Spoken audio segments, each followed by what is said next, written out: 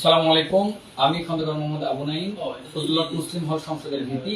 আমার সাথে এখানে যেই শিক্ষার্থীকে এই প্রভোস্ট অফিসে প্রভোস্ট রুমে নির্যাতন করা হয়েছিল তার সাথে আমরা এখানে উপস্থিত আছি। আমরা এখন এই যে প্রভোস্ট রুম আছে সেই রুম আমরা এখন সিলগালা করে দিচ্ছি।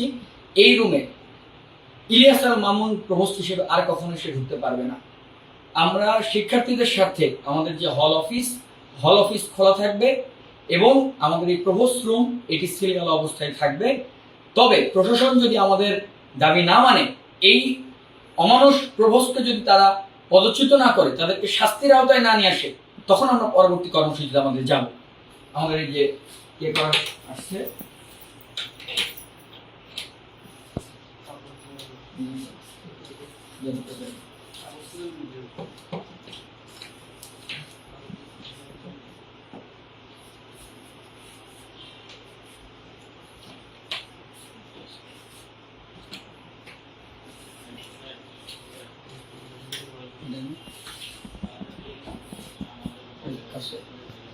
AKS অর্জন করলো গিনেস ওয়ার্ল্ড রেকর্ডস।